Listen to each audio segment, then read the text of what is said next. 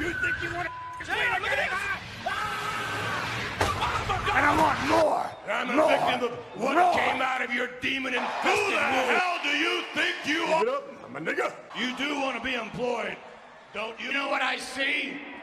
I see your mother. I see two spoiled, ungrateful little rich bitches. That's what I see. I enjoy destroying lives. For you, it's the Dear Vince podcast, folks, episode 11. Holy shit, who would have thought we'd last this long? The lights are still on, and I'm here with George Kennebrew. What's up, my bro? Yeah, what's going on, brother? Well, here we are again. It's a wrestling weekend, and I just got one question, Jock Snippers. Are you ready to SummerSlam? Because I definitely am. And, of course, you know, being that this is a SummerSlam prediction show, you know what that means. It's time for GK's fantasy booking. Fantasy Finn booking Balor versus the Fiend. But I'm gonna AKA give it a Bray little Wyatt. bit. Yes, sir. AKA Bray Wyatt. But I'm gonna give it a chance to marinate a little bit, you know, kind of spice it up, throw my last little ingredients in it in my mind, and then, you know, finally, you know what I'm saying, when the recipe, you know, is finally ready to be displayed to all of y'all, then that's when I'm going to just tell it. So, yeah, man, we got a lot of good shit. Yeah, we got some good on shit tap this weekend. Definitely got some good shit to talk about. Because Raw and SmackDown were decent, and I love the cliffhanger SmackDown ending. That shit was fire. But like I said, we normally First of all, newsflash. Do my eyes deceive me, or is Roman Reigns actually interesting again? What? Yep, he's interesting. Roman Reigns You're telling me. Interesting again in 2019? What? You are telling me. Like, yeah, like, and it's dope, and it's funny because it's finally Roman Reigns and not Roman Reigns of the Shield. You know what I'm saying? Right. He's finally getting over. And another thing that's crazy about that, we'll talk more about it, you know what I'm saying, we get on the second half as far as the SmackDown portion of the podcast. But the thing that's crazy to me is just how genius the writing is now. Like, I'm not even gonna say genius. Yeah. I'm not gonna say genius yet, but I'll put it this way: how much upgraded the writing has been, especially for these shows. Like, to make it to where Roman Reigns cliffhanger, like, dude, the funny thing about it, like, when the guy, I forget it, I don't know who the dude's name, the jobber that said, oh, it was Rowan or whatever, wasn't it Rowan? And yeah, and that was Buddy Murphy. Buddy Murphy. And then they shot it in the ring. Like, I immediately pressed pause to see, and I'm like, oh, man, it got 30 more minutes. But you know what I'm saying, how it does like the 30-minute after, like whenever you record shit. And I'm like, because I thought, right. like I was so pissed off when it went to, what was the name? What was the show? I think it was Chrisley. Was it Chrisley? The show that comes on after. Yeah. Chrisley Knows Best. It went to there after. I'm like, oh, no, fuck. Because like it was one of the legitimate, probably first times in probably damn 10 years to where I was like left like, oh, that's fucking bullshit. Because I was like, yo, man, they got to like go a little bit deeper. But I definitely shout out to the writers of SmackDown for that cliffhanger on SmackDown. That shit was definitely great. Shout out to Mr. Ryan Ward. Word. I said, yeah. Shout out to Mr. Ryan Ward, long time SmackDown writer, very underrated SmackDown writer, has been there ever since, you know, the brand split happened back in 2016. But, you know, he's been, you know, quietly, you know, holding it down and stuff, you know, even through this little, you know, mud pile. Dry spell. You know, that's been going on. Right. Well, shit. The past couple of months. Let's go on to Raw, man. Like, what, did you have any particular moments in Raw that, like, just really that sticks in your mind? Yeah, man. I got actually a few. Because I'm gonna be piggybacking off of you right now. I'm just now opening. I'm on Google now. Now I'm about to go to a wrestling news thing because, man, everything slipped my mind. Like, I watched Raw, watched SmackDown, and I guess nothing just stuck in there other than that cliffhanger at the end of SmackDown. So I'm gonna go ahead and go to the results. But you can go ahead, man. Go ahead and hit up. You know what I'm saying? Speak to the people. So right. So I guess I can start off with the beginning of Raw and how it kicked off with Samoa Joe coming out and, very enraged that, his name has just been dragged through the dirt, and him being accused of being the guy that actually tried to, dismember Roman Reigns the other week on SmackDown. But you know what? This is, again, we talk about, Roman Reigns, being interesting in 2019. I was just going to say that. How about Samoa Joe finding his way into a storyline? You know what's hilarious? Finally. You know what's hilarious in that you just said? Because I was just itching to say it, because you reminded me, you know what I'm saying, when you brought that up. And as we were watching it, as my daughter was with me, and I'm like, oh, wow. So, Samoa must have did something good. They're really writing him in. He's gonna be one of the hitters now. And then she's like, why you say that? I'm like, because they opened up the show and they're giving him this much time at the very beginning of the show to just really talk, and so pretty much he's that important in some storyline that's upcoming, and that's just really dope. Because like I said, I've been very on Samoa Joe as of late. Truthfully, Samoa Joe TNA, loved it. Samoa Joe WWE, not so much intriguing to me, but yeah, I definitely caught that. I was like, Samoa Joe's definitely written in good somewhere, or they had pretty much, there's a future for Samoa Joe on the fucking in the brand. So no doubt, awesome shit. And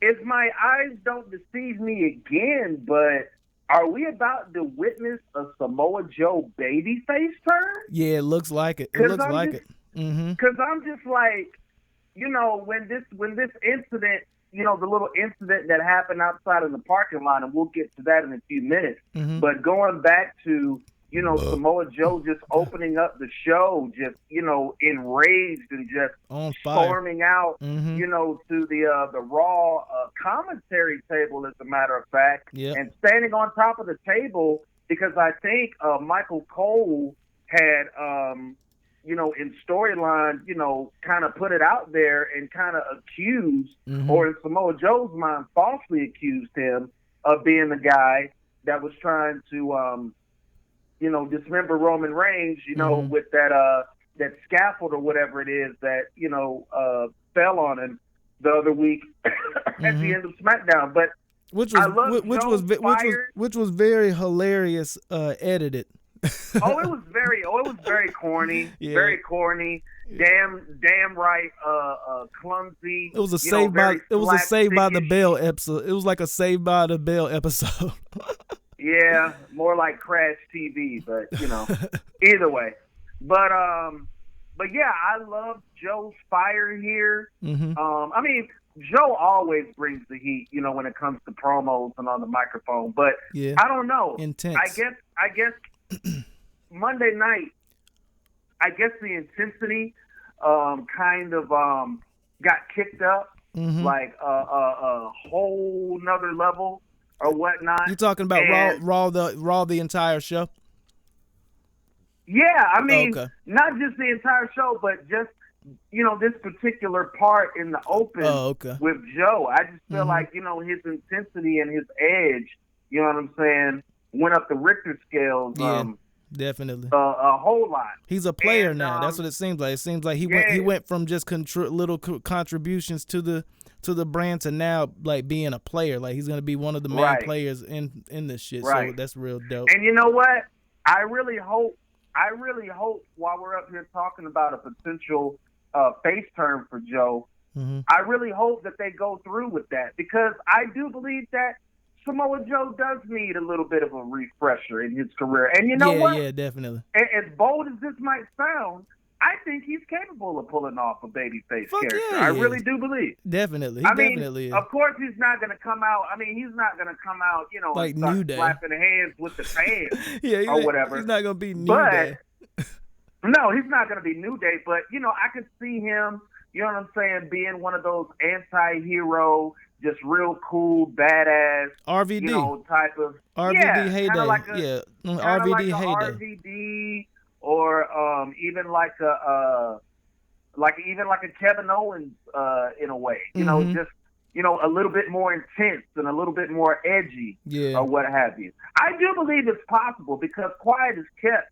Samoa Joe, you were alluding to his total nonstop action days. You know, Samoa Joe has played a fan favorite before, and I believe he's more than capable of pulling it off. It's just the fact of, like you were saying too, of, you know, how they book him or whatnot. Exactly. And you know, with this whole incident that happened with Roman, you know, later on in the show when he arrived to the arena, and just Joe's selling of definitely went on with Roman, that kind of brought me back to like, oh yeah, Joe can pull off a babyface character too, because we're also used to seeing him as, you know what I'm saying, this super chilling, intense villain, all the time, unapologetic. That we kind of, we're just used to seeing him as like this ruthless heel that we forget that he could be a really good babyface as well. That could definitely be happening. Yeah, so I'm thinking, you know, if, you know, Samoa Joe does turn out to be the babyface in this whole entire story, and even in the payoff as well with Roman, I think that'll be a good reflection for his career. And I think Samoa Joe, as a babyface, I feel like there are some good opponents for him. Oh yeah, definitely. In WWE. Yep. You know, because he can carry a match. Like he can carry a match with, with a smaller guy. He can carry a match with a bigger, like, power wrestler. Guy. Like he's agile. He's just a great fucking wrestler. Like, and but he's overlooked. He's overlooked because of his look, though. You know what I'm saying? I think that's why, and that's the reason why I'm kind of like, But it's the same thing, same as Kevin Owens. Like people forget how great of like workers and wrestlers that they are because of truthfully booking. Like we said it last week, Kevin Owens could have fucking 4 or 5-star matches with guys if booked right or with the right people. And it's the same thing with Samoa Joe in the WWE. It's like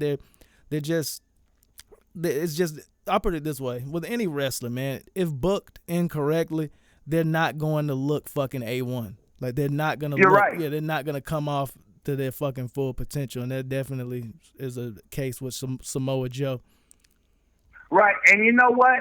And I was thinking, you know, if they do, you know what I'm saying, pull the plug on this babyface turn with Samoa Joe, I think I've got the perfect opponent for him in his potential new fan favorite role. And the guy that I'm talking about, he's out with the injury right now.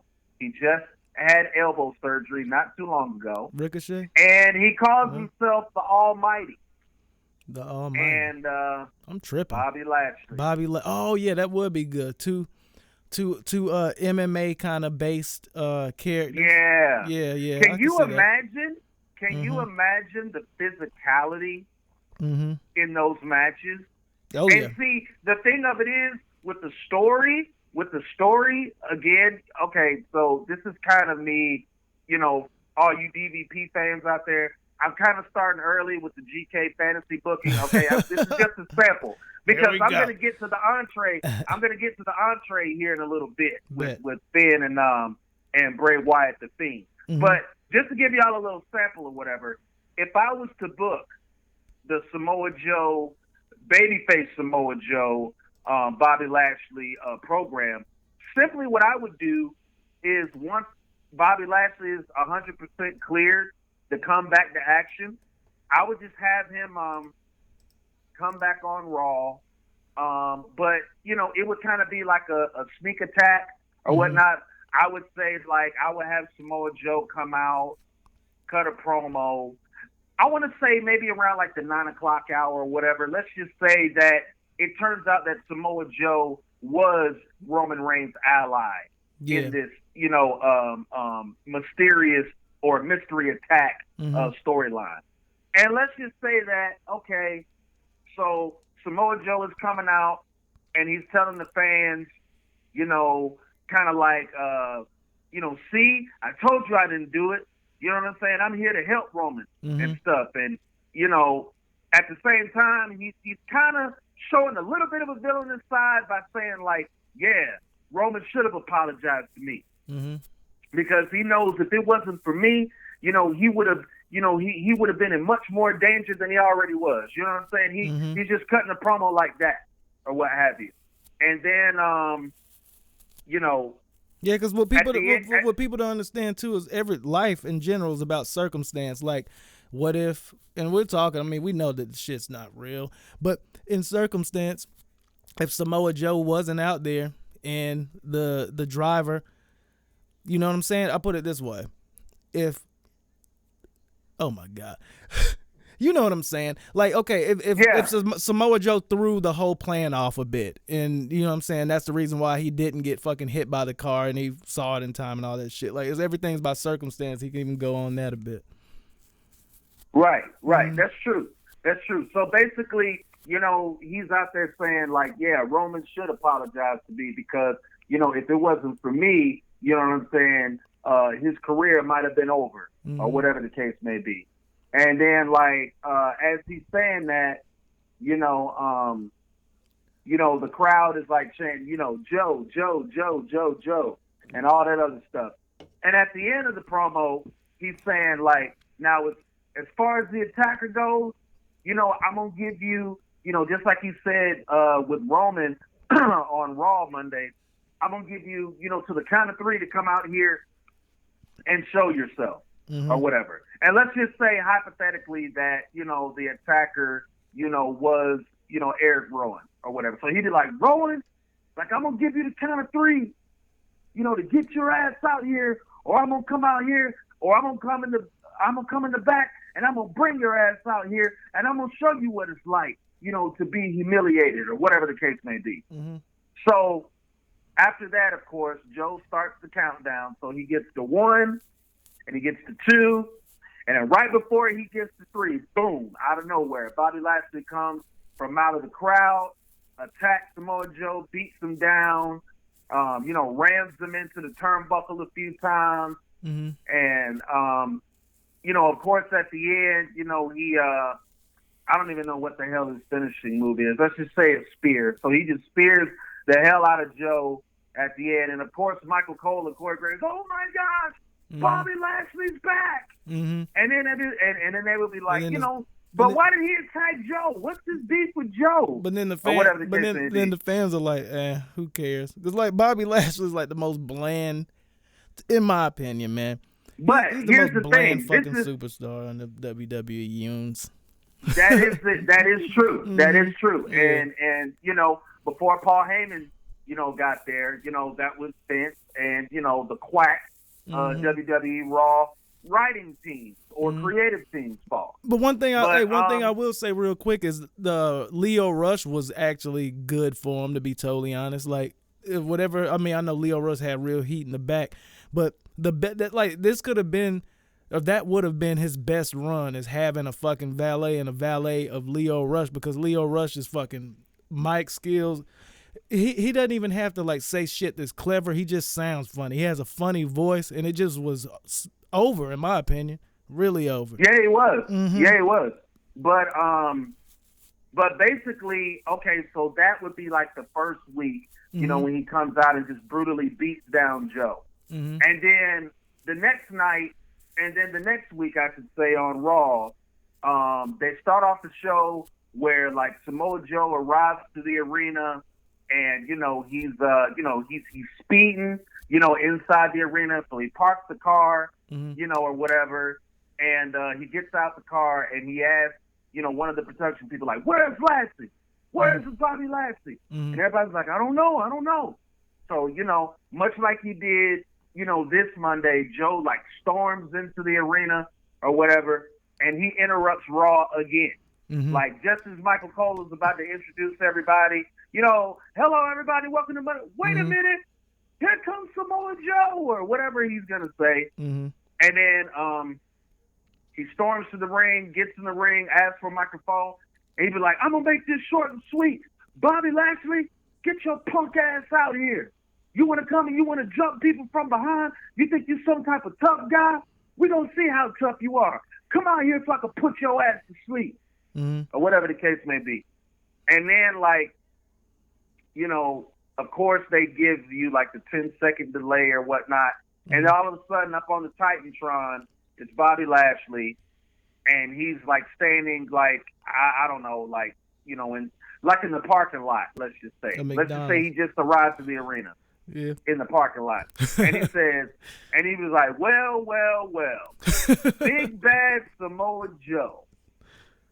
Always the one that's going around bullying people.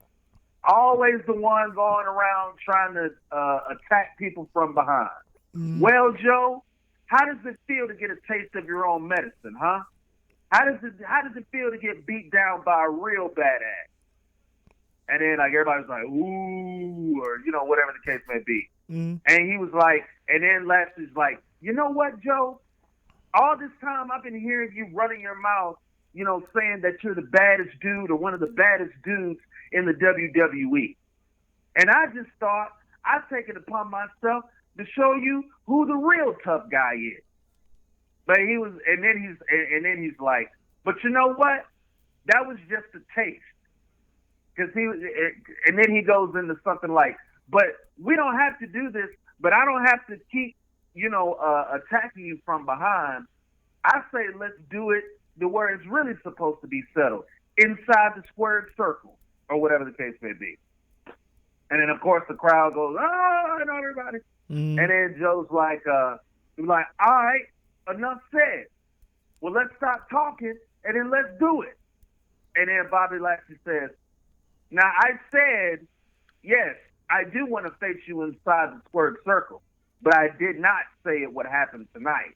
And then, of course, the boos and everything. And then Samoa Joe's like, well, if it's not going to happen tonight in this ring, well, I'm going to have to come backstage and find your ass there. So he drops the mic, gets out the ring, goes backstage, and that's pretty much the end of that. And then orders two spicy chicken sandwiches from Chick-fil-A. But no, we're going to run through Raw real quick. We can't do any more fun fantasy. When we fantasy book, we be going in. That's this week. No, I know, it's just a taste. But like this weekend, all in shit. But hey, no, it ain't all in. It's the NXT shit. What's it called? Takeover Toronto. That's just gonna be fire. But did you notice one thing about Raw?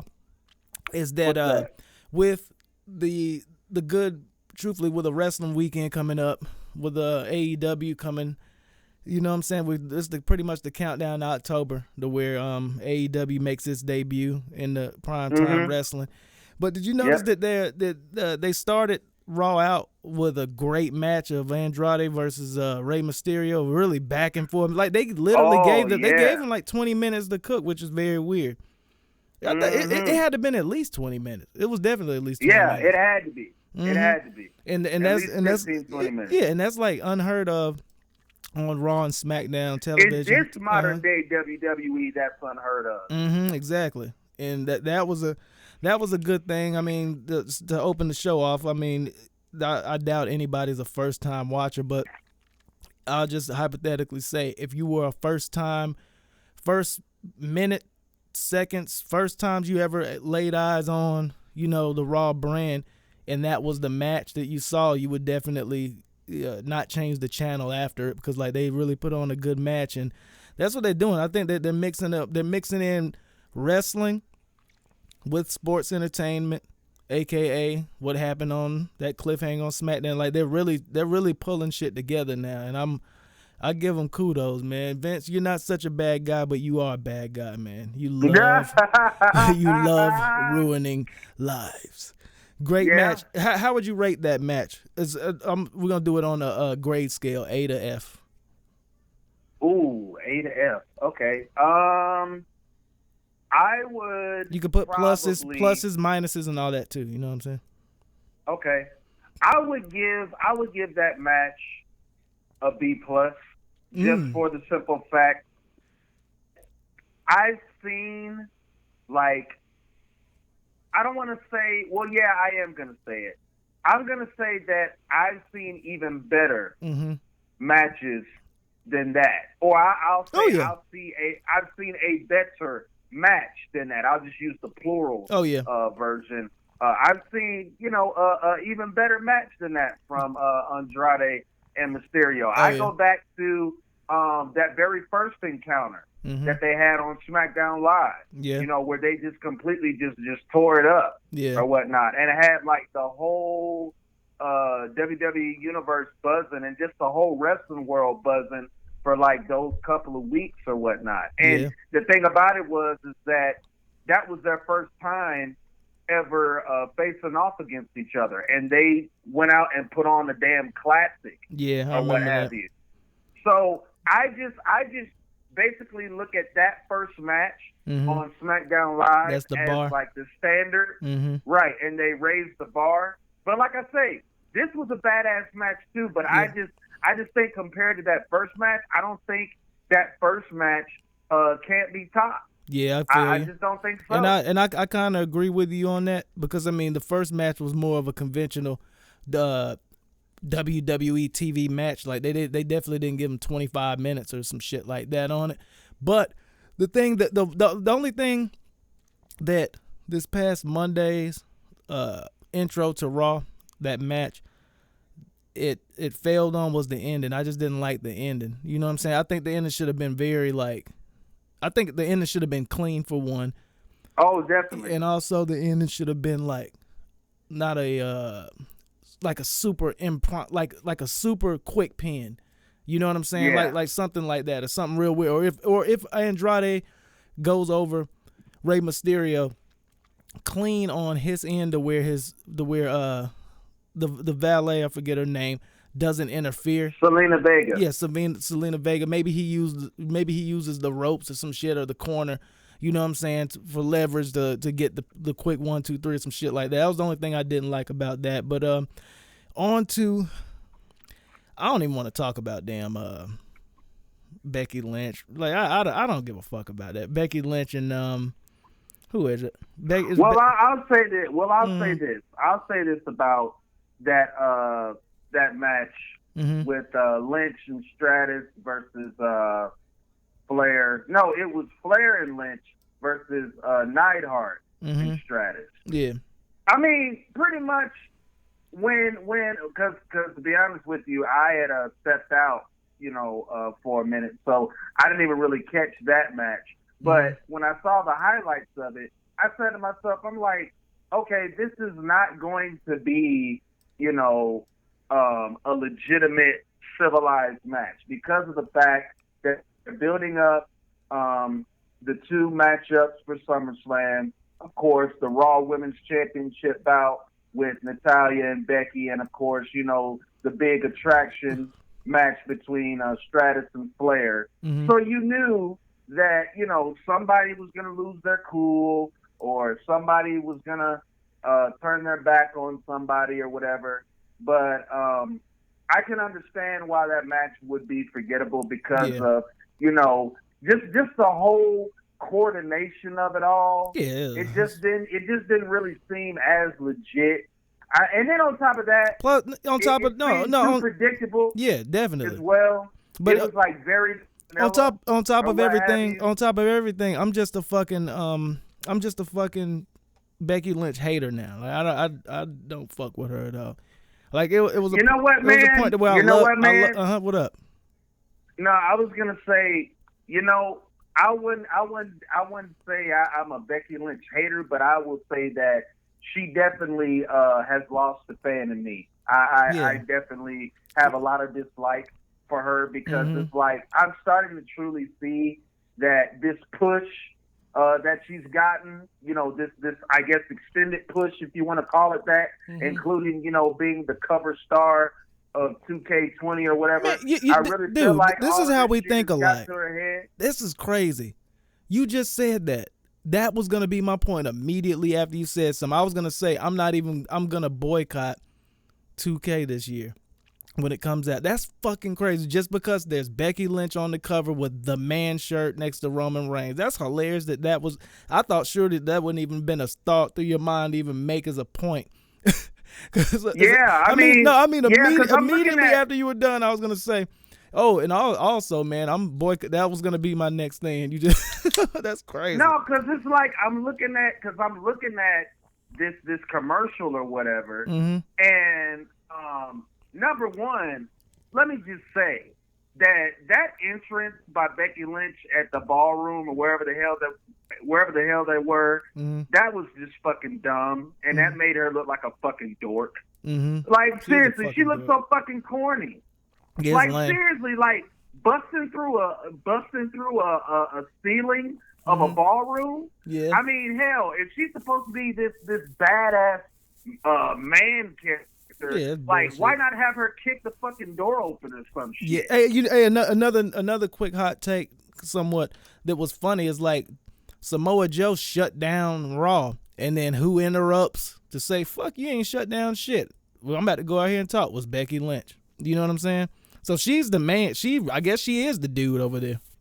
You know what I'm saying? Man, because you ever thought of it like that? Like, okay, Samoa Joe. Yeah. The first person to interrupt is a bitch. But you know who's the brain trust behind that? You know, Kennedy McMahon. Stephanie McMahon, I think, on this thing. Or I think Stephanie probably birthed it, and Vince is just like, oh, you know what, LGBT, women's rights, and women, like, you know, fuck, you know what? No. Yeah, it's crazy. It's a thing. It's a difference between, you know, LG, you know, BT or whatever the hell it's called, and it's a difference between women empowerment is what it is. Yeah, it's a difference between women empowerment and having fucking common sense. But of course, Vince McMahon's brain is about the size of a pea anyway, so you can't expect too much common sense up there. You know, I don't know what this got up there. Yeah. It's sure as hell not a damn brain, you know, for all we know. Fuck it, it is. But man, I mean, it's just disgusting, man. It's disgusting. It makes me sick to my fucking stomach. And annoying. Seeing Becky Lynch like really trying to be in a man's place. Yeah, it's bullshit. I'm like, get the fuck out of here. Like, don't change your fucking shorts. Like, you wear the same fucking shorts every week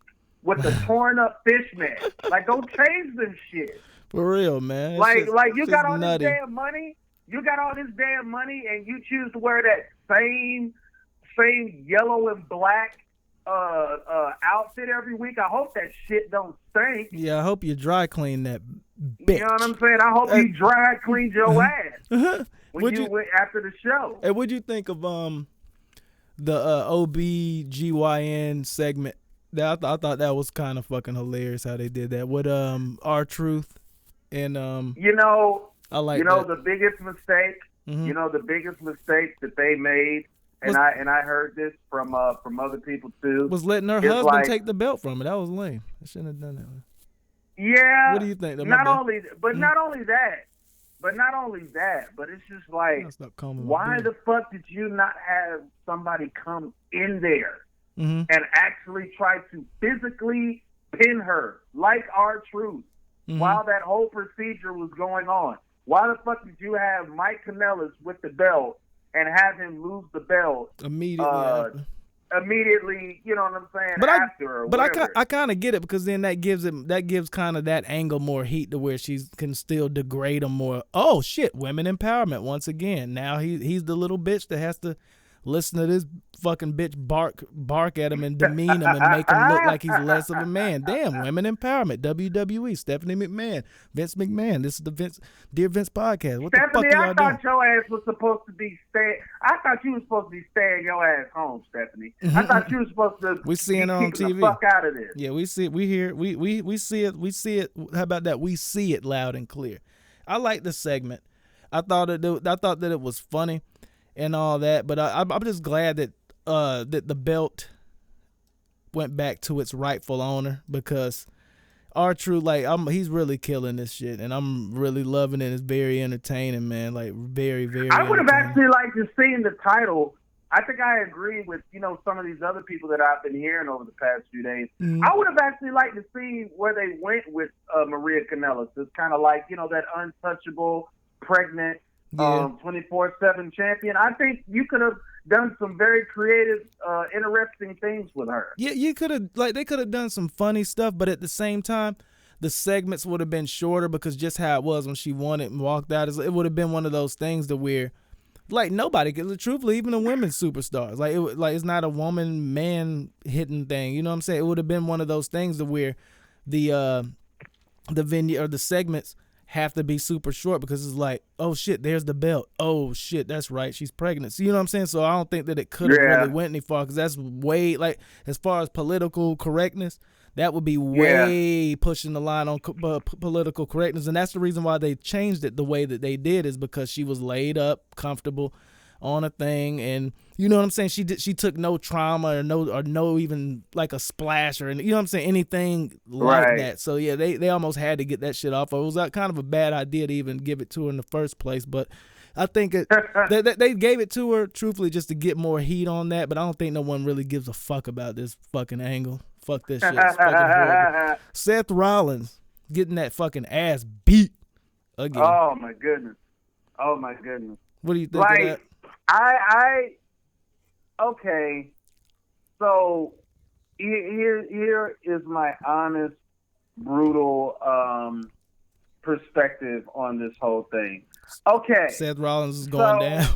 Seth Rollins is fucking spiraling. Like I think he's not ill. Okay, so here's my thing. All right, so I'm gathering up these two events, like the first beatdown from last week, and then following up from the beatdown this week, or what have you. Now, at first, I was really starting to get like emotionally invested into this match with Brock and Seth, which is, you know, not too often you get invested in a Brock Lesnar match because you know what the outcome's going to be. A one-sided ass beating with a whole bunch of damn suplexes and a couple of F5s. But from this first beatdown last week on Raw to the follow-up this past Monday, I was like, okay, this has built up some serious heat and Seth has got some serious sympathy behind him.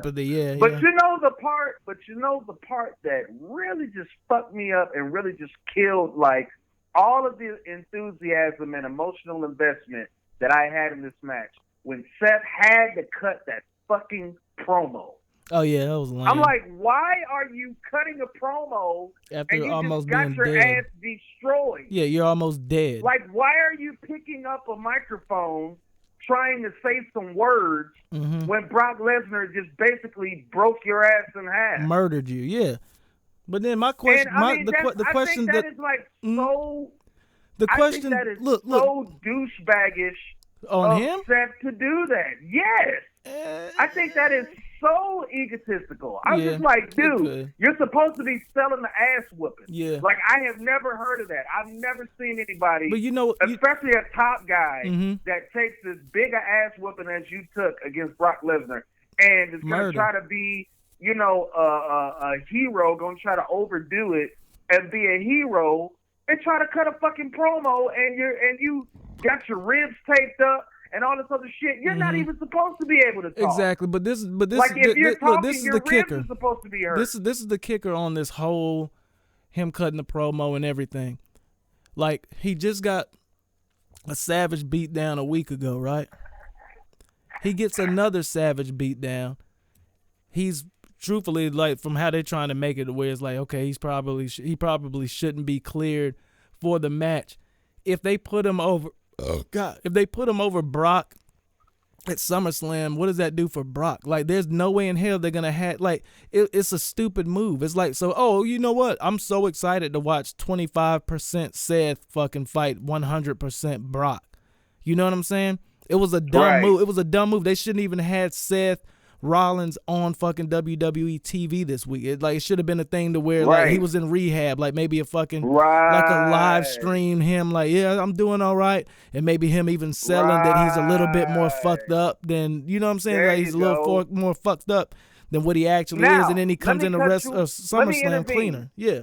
Let me intervene real quick because you just dropped a creative idea in my mind. Now it's funny that you said, you know, if WWE was smart, they would have had Seth off the go-home Raw this week. Yeah. And instead they would have had an angle to where he was at the hospital, and let's say he was in intensive care. Yeah, or even at home, just rehab, just rehabilitation. Oh yeah, even at home, whatever. But here's the thing: this is the idea that just dropped in my mind.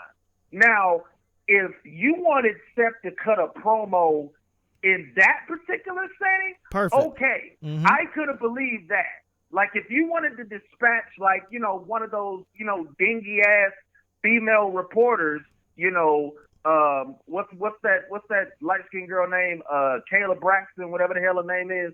If you wanted to dispatch her to a local, as they call it, medical facility in Pittsburgh or wherever the hell they were, and have her be like, well, Seth, we thank you for, taking this time out, to give us an update on your medical condition after that, brutal assault by Brock Lesnar last week. How are you feeling, and do you feel you'll be able to be ready to go for SummerSlam? Perfect. Yeah. Perfect. That doesn't make Seth look dumb. It doesn't play on the audience intelligence. It has a level of realism to it, and you're also building even more sympathy for Seth. Yeah. Because now what you're doing is you're putting Seth in a precarious position, because now you're teasing the fact that the match might not even end up happening. Yeah, exactly. On SummerSlam. And what you can do with that is you just ride that out all the way up until the kickoff show on SummerSlam. And what you do on the kickoff show is toward the end, you I don't know who does the fucking kickoff show. I don't really care anyway. But you can have one of those people that's sitting at the table, like, have the producer tell them, like, Seth Rollins is on the way to the arena. Like, they could be in the middle of a conversation. Let's say they're in the middle of breaking down a match or whatever. And they could be like, wait a minute, y'all, wait a minute. Hold on. I just received word from one of our producers that Seth Rollins has cleared himself out of the hospital and is on his way to the arena. Yeah, way more intriguing. And then everybody be like, whoa, like what? They be like, no, you got to be kidding me. They're like, I just got word, fans, you heard it right. I just got word Seth Rollins has medically cleared himself out of the local Toronto rehab center or whatever, and is on his way to the arena of the United States of America. Right. And see what you can do, and see, you can pull a classic WCW move. This is what I would do if I was Eric Bischoff. Oh no, man, we're doing it again. No, I'm saying no. I'm not gonna fantasy book. This is just simply an idea I'm saying.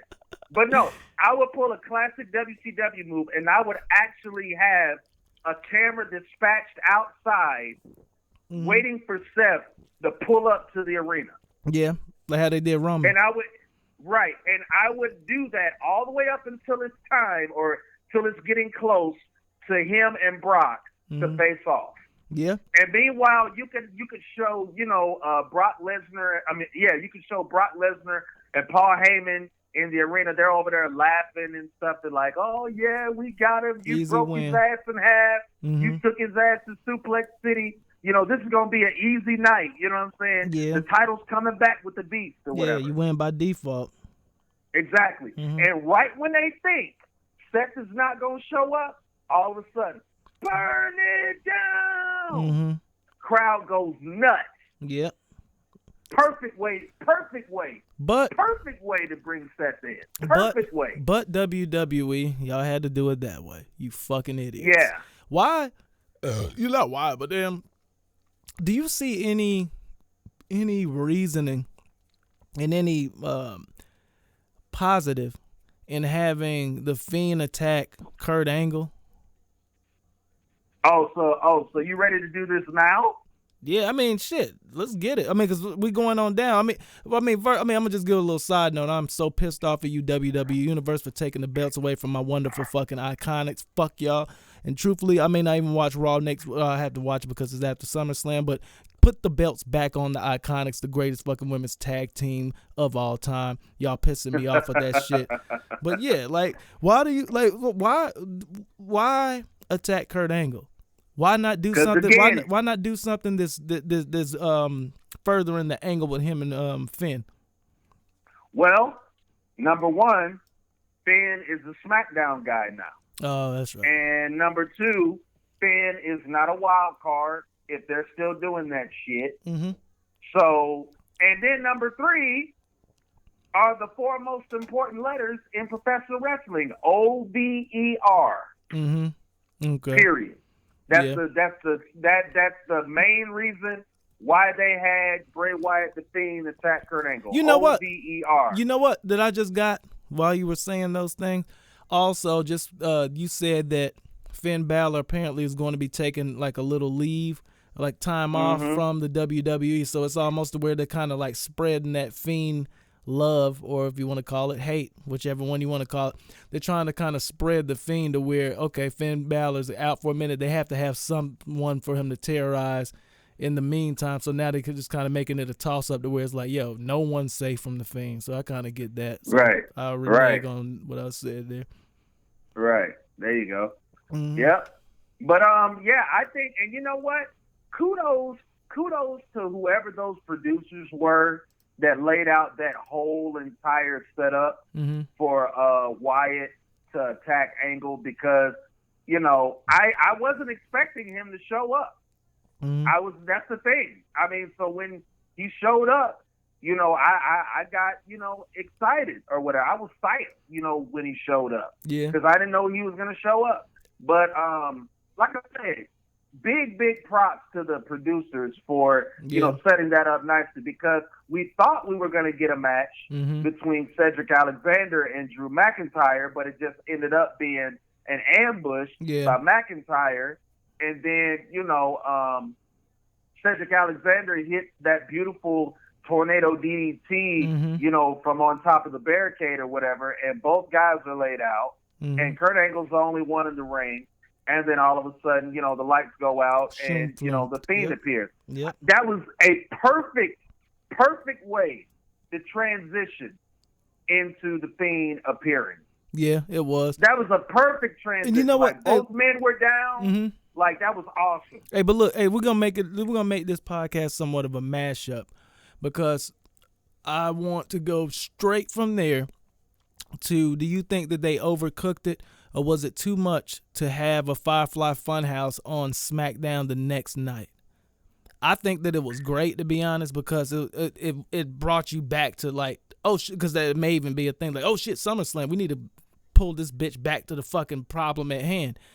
Yeah, I didn't have a problem with it. Yeah. I thought it was fine. And it was a good one, too. I thought it was fine. It was a good one. And then on top of that, too, it continues to give you, you know, that display of, okay, Bray really does have a split personality. Yeah, yeah. It's not just the Fiend. Like, it's really Bray Wyatt himself. Yeah. Like, you know, being in control. Like, the Fiend is a part of him. Yeah. He's not a part of the Fiend. And you know what else is funny? And you saying that, and that's what kind of not irritated me, because I don't really give that many fucks, but it's like, whenever they I even said at the beginning of the damn podcast when we talked about it, I said Bray Wyatt, I said the Fiend, aka Bray Wyatt. I think that the commentators should not even say AKA. I think that like they should almost like not break kayfabe and like make it to where it's like, no, that's not even Bray Wyatt when he comes out.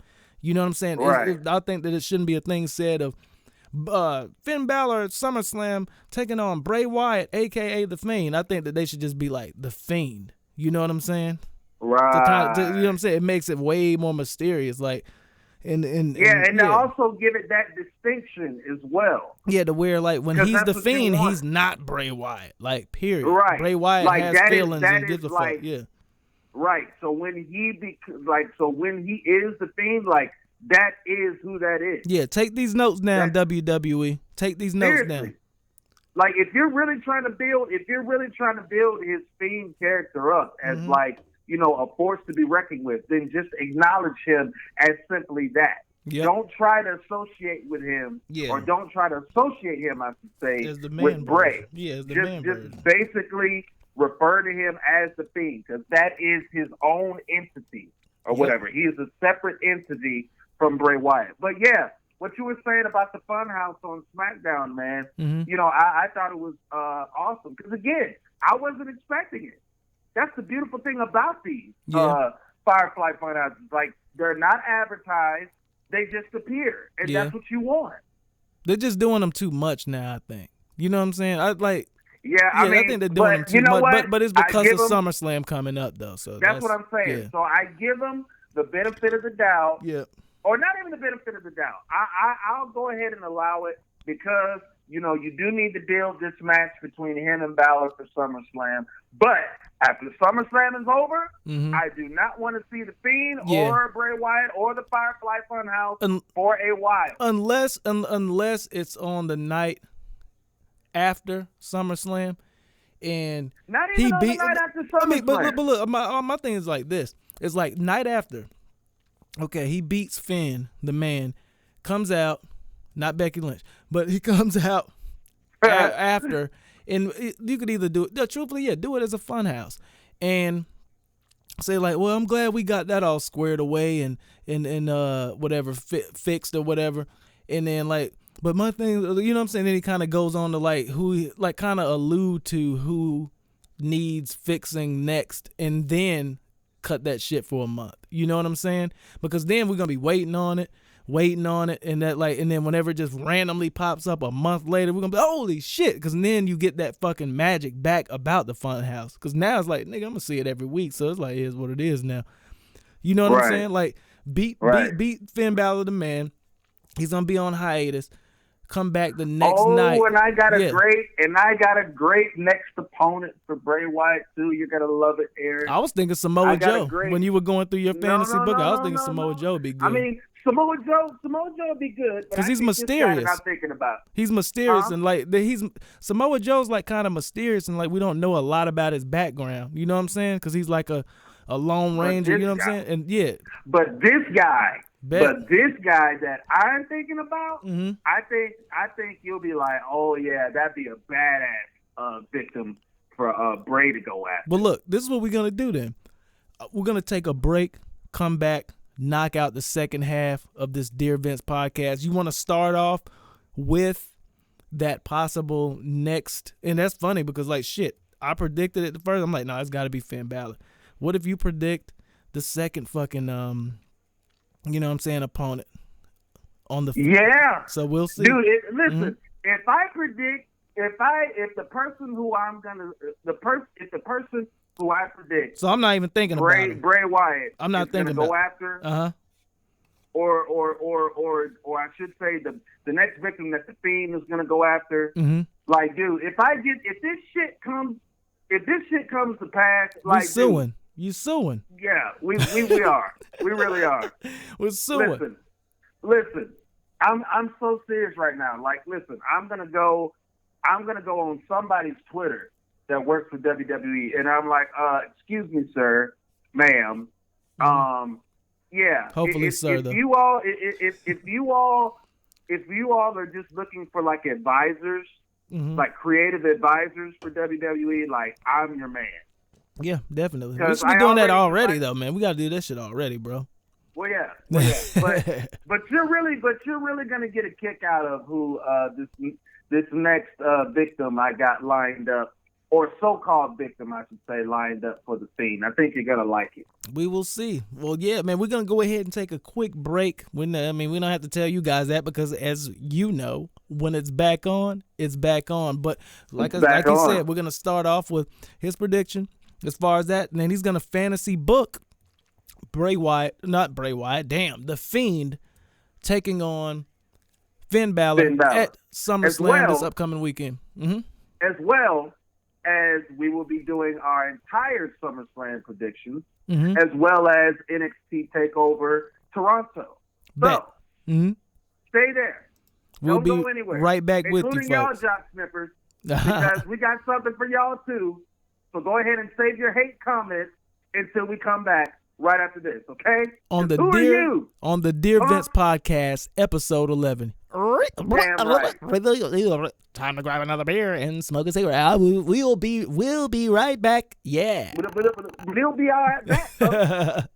And we are back, Dear Vince Podcast, episode 11 here with George Kennebrew. As I said, the first time, because what you guys didn't hear is this is the second take. Like we had a we had a little technical difficulty, but if I remember right, because my memory kind of jogs me, I'm over 30 years old. You know what I'm saying? I'm an old man. Where are my spectacles? But anyway, what we do, we don't just blow shit out of the ass. When we say we're going to deliver a product, we deliver the product. So we do deliver. Yeah. So what are we starting this second half of the Dear Vince Podcast with?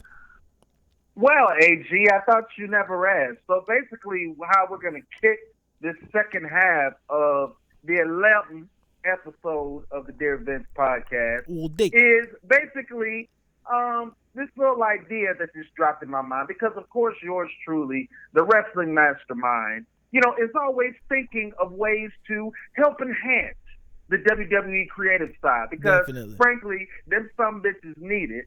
And, that's why we're here to give it to them. So basically, in the midst of us, talking about the Fiend or whatnot, and talking about, hopefully WWE will actually use their head for once. And after this whole SummerSlam deal is over, we won't have to see this man for a little bit. Definitely. But when he does come back, I was just thinking in my mind of who he could possibly target next. And this is what I'm waiting for. I am waiting for this one. And I have that very individual of who he can target next. Now, my man AG here mentioned the Samoan submission machine, the Destroyer, whatever the hell you want to call him. And I said, you know what? That's good.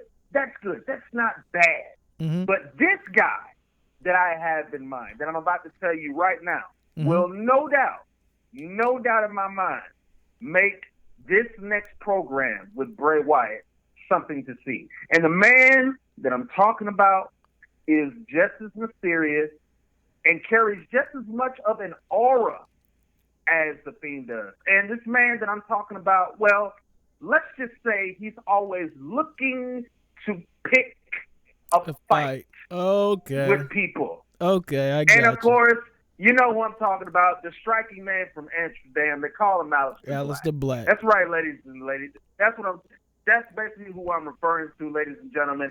I believe that the next victim that the Fiend should go after is Aleister Black. And I'm going to tell you in the most briefest way that I possibly can. Mm-hmm. And really, Aleister Black really doesn't even have to do much. Because really all he has to do is basically be in his little hiding place like he always is on every SmackDown Live episode. And, of course, he's talking about, picking a fight or, whatever the case may be. But except in this particular picking a fight promo, as we'll call it, he brings up the word hurt a lot. And, of course, we know, one of the elements that triggers the Fiend is, to either hurt or to heal people. And for the most part, he's hurt a few people already, Kurt Angle, Mick Foley, and most likely Finn Balor Sunday. But, yeah, so Aleister Black goes into, this whole thing about hurting or whatever.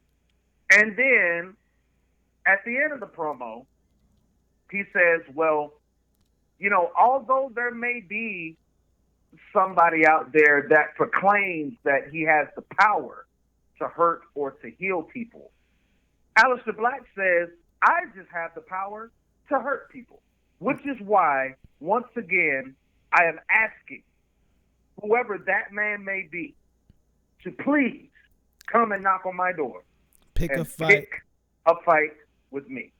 And just when, the camera is zooming in and it's about, to fade to black and go to commercial break, all of that stuff. No pun intended. All of a sudden, fade to black.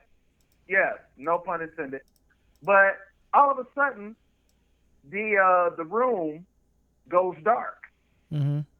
And all of a sudden, there's like, how he has, how when the Fiend appears, he has, the little I forget the lights that you call them, but we'll just call them the spotlights or whatever. You know how he has the little spotlights, flashing or whatever. Yeah. In the background, you see, a little tiny flashlight, but instead of seeing a Firefly Funhouse puppet, you actually see a portrait of the Fiend. Mm-hmm. And when the segment is over, you hear that Fiend laugh in the background. Yeah. You know the laugh I'm talking about, Oh, yeah. man. And that is your setup for Aleister Black versus the Fiend. And it will get Aleister Black over way more, because then it's like, because even with this Sami Zayn thing, like that, you know what? Sami Zayn, that's not even a match at SummerSlam now, unless it's on the undercard, or not the undercard, but unless it's on the kickoff show, because it's not even posted as a match on SummerSlam. I think they dropped the ball with that, or maybe it was a time issue. Maybe they just didn't want to fit that in. Because that was one thing that I noticed that was kind of like, oh, I'm like, why did they just take his whole obliged to picking a fight with him and just put it on? Whatever. It is what it is, man. Right. You know what? All right. It's time. So, it's time. Aaron Gordon. It's time. Jock Snippers. Everybody, are you ready for the GK fantasy booking of one of the most anticipated matches of SummerSlam 2019 this Sunday? The Fiend versus the man known as Finn Balor. Are you ready? We're ready. Let's get it. All right. So, AG, if you will allow me to take the floor here. Oh, no. The floor is yours. The floor is yours, my good sir. All right. I got so 2 beers. Go. Oh, okay. Good. I'm glad you brought the double beer out, for this. I feel special, which makes me think I'm doing something right. I mean, I'm always doing something right, but, I feel like I'm being put over in my own right because, my partner here done brought out 2 beers for little old me. So I consider that an honor. That being said, ladies and gentlemen, let's go ahead and get this show on the road. Okay, so here we are. SummerSlam 2019. All right, the advertisement has just come up about Finn Balor versus The Fiend. And, of course, they're showing the video package. They're hyping you up. The anticipation is rising. The adrenaline is flowing. You're on your edge of your seat because we're about to finally witness the first ever debut of this maniacal, sadistic, split personality of Bray Wyatt, known as the Fiend. Mm-hmm. Okay, so basically how I'm going to do this is I'm just going to tell you all ahead of time, this match is going to be a squash. Mm-hmm. But it's going to be one of the most dramatic squashes you have ever seen in your life, according to me. Okay, so we get to the match. And this time I kind of flipped it around as far as how the beginning was going to go, because at first I was going to have the Fiend appear, but if I had the Fiend appear first, then that would just give away like my whole booking. So first, Finn Balor appears or whatever, regular Finn Balor, comes out, the crowd, going wild and all of that. He's even doing, the hands up, signature Finn Balor pose or whatever, right? Mm-hmm. So, he takes off his jacket, the music stops. All right, so you remember that 10-second delay I was telling you about? Yep. Okay, so that goes on. So, the crowd is, they're ready for the Fiend to come. They're even chanting Yowie Wowie, or whatever the case may be. Yowie, all right. Wowie. Right, just like that, but just like 10 times louder. Mm-hmm. Okay, so the 10-second delay is going on. Fiend is pacing back and forth in the ring. All of a sudden, the lights go out. But not in the Fiend way. They actually go out in a way that you would be getting ready to watch a movie. Because this entrance is going to be kind of like a horror movie feel to it. Okay, so the lights go out, and then a little thing comes up on the screen. You know how they do, AG, when they get ready to present, you know, a preview, you know, and they give you like, you know, the rating, you know, whether it's rated PG, rated R, you know, whatever. But in this particular description, it says rated L. And when it says rated L, the acronym for that is rated let me in. Ha-ha. Okay. So this is in black and white. It comes up on the movies. It comes up on the Titantron as black and white. And then, you know, it says, you know, this is, you know, a Firefly Funhouse production. That's what it says, you know, after it gives you the rating. And then we get, you know, a special Firefly Funhouse, but except this one is in black and white. And, you know, it does the really glad that you're friends. This is friendship that will never end, or whatever. So once the Firefly Funhouse comes on, it actually starts off with Abby.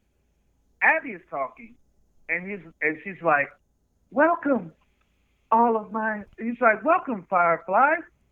Are you finally ready to see Mr. Fiend?" And everybody's like, "Yeah!" Kids too? Like, well, kids there? Yeah, the kids too. Yeah, okay. The kids too. Yeah! And like, well, I must tell you, Mr. Fiend is in a really bad mood. You're like, and Finn, you're the cause of it. Because you were foolish enough to let Bray in. And that's something you shouldn't have done. And because you let the Bray Wyatt in, or because you let Bray in, now you must meet your fate, as I told you weeks and weeks ago. So Finn, I hope you're ready, because he's here. And then all of a sudden, like the screen just goes black. And all of a sudden, you hear the ee, ee, or whatever those violins or whatever it is. And then, as that's going on, the strobe lights and everything are flashing around, and like towards the stand, like when Roman Reigns would walk down. All of a sudden, you see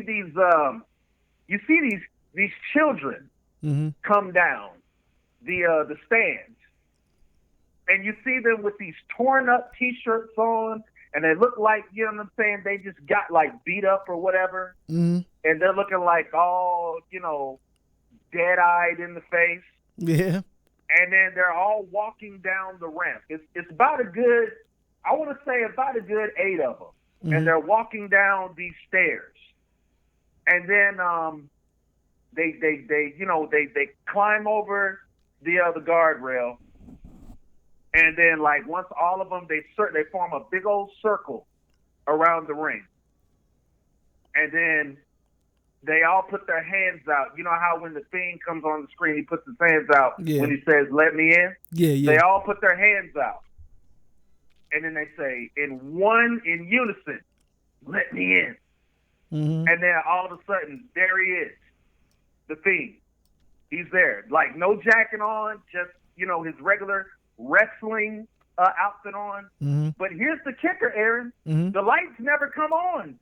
The strobe lights are still going. Okay. And they're still out there, with their hands out, you know what I'm saying, still in that motion. And the Fiend just starts attacking Finn. He just starts clubbering him with forearms. He rams him into the post or what have you. You know, Fiend is you know, grunting and all this other stuff, just mauling him, just beating him down. But as he's doing this, he backs away a little bit. The crowd is perplexed now. They don't know what to think, because they see these kids out here, you know, doing this little hand motion from them saying, like, "Let me in." And it's like a whole circle of these kids, like, doing this. And so the Fiend backs off. And so, like, he raises his hands up as if he's telling Balor to get up. Mm-hmm. So, like, Balor, you know what I'm saying? He's getting up. And the music is still playing, by the way. The music never stops. But that's the question I asked, though. What music? New music? The violin, the like, Fiend, ching, yeah, the okay. horror, I got you. The horror movie music when the Fiend appeared. Okay. So he's raising up his hand as if he's telling Finn Balor, like, get up, you know, show me what you got, you know, fight me, that type stuff. And you hear like a small portion of the fans chanting, Balor, Balor, Balor, Balor. So Balor, he gets up and he starts to mount a little bit of offense, but it's kind of like that, just swinging for the fences, not really connecting type of offense.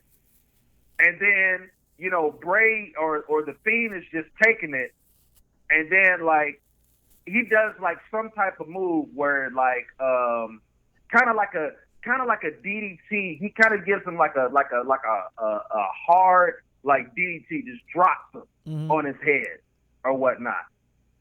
And then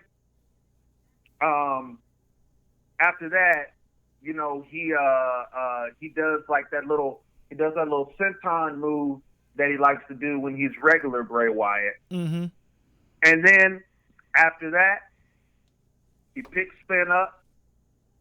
He kind of like, you know what I'm saying, forces him to look at the children, still doing the hand motion or whatever.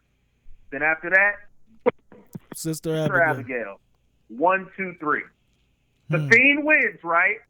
In easy now, fashion. Watch this. In easy fashion. Now, of course, that's the simple part, right? We knew that was going to happen. All right. Now, this is the most epic part that I will ever book in my life. Check this out, fans. So after that, he kind of signals the children to go away. So they're all walking away, you know what I'm saying, still looking, you know, dead-eyed or whatever. So they're walking to the back. Then all of a sudden, the Fiend picks Balor up because Balor is like, he's done. He's flattened on the mat, right? Yep. So he picks Balor up. He looks at him. And then he looks up. He's almost like looking up, like, you know, to the sky or whatever. And then all of a sudden, the lights turn red.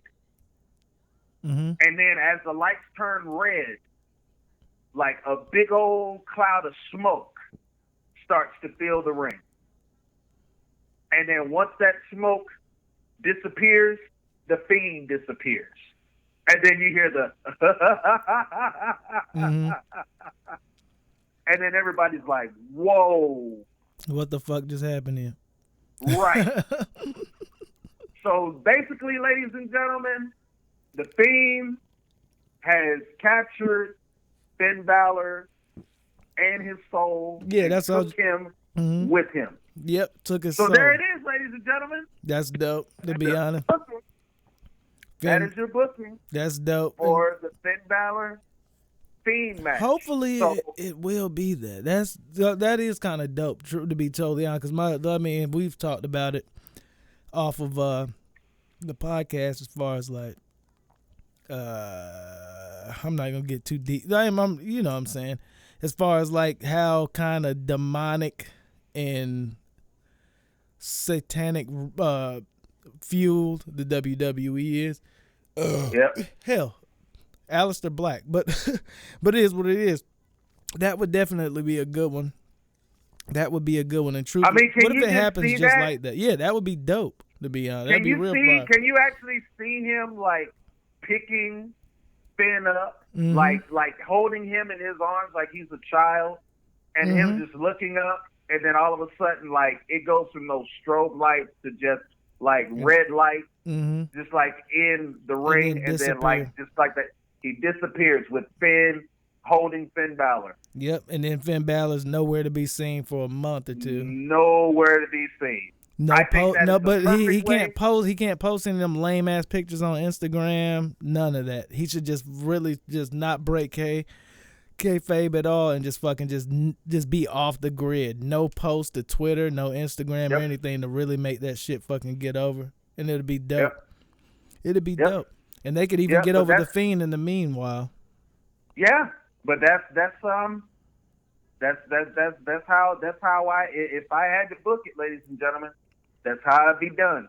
That's how I'm talking about that whole entrance and everything. I would, you know what I'm saying, just hire, a couple of local kids from the Toronto area. You know what I'm saying? Pay them, you know what I'm saying, Soup a good kitchen, 15 cents, 20 quarter. Because we're in the 50s now. They can go to the movies on a quarter or some shit. You know what I'm saying? Like just get them like backstage passes or something like that. No, just get them battle passes for Fortnite and they'll be good. Well, something along that line. But yeah, I would want the children to come out of the stand and be about a good maybe 8 to 12 of them, and they just come like to ringside and they just surround the ring. And like I said, you know what I'm saying? They all just kind of like, once the circle is fully formed around the ring, and they'll have creep it out. Make sure, yeah, and I'll have the words "Let me in" like written on the shirt, but it'll just be kind of tore up or whatever, because they're supposed to be like hypnotized, like by the Fiend or whatever. And then like once they all say in unison, like "Let me in." Like that's when he appears, and like I said, he just beats the hell out of Balor, and then like gives him Sister Abigail, pins him 1, 2, 3, and then he just takes them away. Yeah. It's kind of like that scene in Mortal Kombat where Goro like beat up whoever that helpless son of a bitch was, and then like Shang Tsung just like took his soul, but he was just like in his arms. Oh yeah, or whatever. He hoisted him above his head for him to like take his soul or whatever. But I wouldn't go that far. I would just say like I think that would be. It would get the point across. Yeah, definitely. Yeah, that would be the great way to like put the Fiend over, and the crowd. And I would just do it to where the crowd would be silent. Yeah, they wouldn't be able to cheer like. They would. I mean, that's how they are. That's how they are after damn Firefly Funhouse episodes. Right. You know what I'm saying? So but see, just how silent, that's how real it is. It's dope. Right, but just how silent as you were, like just me doing that last part, that would kind of be the reaction I would go for, because nobody would expect that. Yeah. Everybody would expect, the Fiend just to come, just beat Balor, and then leave. But to actually take him with him, that's dope. And it's right, it's right down to WWE's wheelhouse as far as this evil shit that they are. Like, I don't give a fuck. It is what it is. The Difference podcast. It's just based on evil over there. It is what it is, but it's entertainment. Yeah. Like, what do? You know what I'm saying? I'm not just gonna sit. I'm not just gonna sit in the house and stare at the wall. Got to watch wrestling. Sorry, folks. Right. But so there it is. There it is, ladies and gentlemen. Great booking. That is your great booking, and I believe in it. Booking. I think that it may even. You know what? We'll see this upcoming Sunday. But you know what, dude? I promise. Dude, I promise. Oh no, we're suing. You're suing because that's your booking. You suing, but you got to break me off at least something, man. You know what I'm saying? I was here while you fucking. Dude, I promise. If something similar to that happens, dude, I promise I'm gonna scream in this house. I am so serious. Cause like, dude, I'll be like, this shit is not happening. Yeah. This shit is not happening. Yep. Like, if he was just to carry him out over his shoulder. Yeah, or anything. And disappear. Anything of that, like, dude, I'd be like, what in the world? Yeah, but as I've said, creatives in professional wrestling, especially the bigger companies, their ears are constantly at the internet. Shout out to Teddy Long for letting me know that. Like, the creative and writers, and truthfully, even people that stage things, like set builders and shit like that, like their ears are to the internet. Their ears are to podcasts. Their ears are to like fucking wrestling vlogs and whatever. Dude, we might have to do like a video chat or something, man. Because if that shit happens, you got to get my reaction. Oh yeah. Like dead ass. We may might do have that. to- Yeah, we may do that for real. That'd be dope.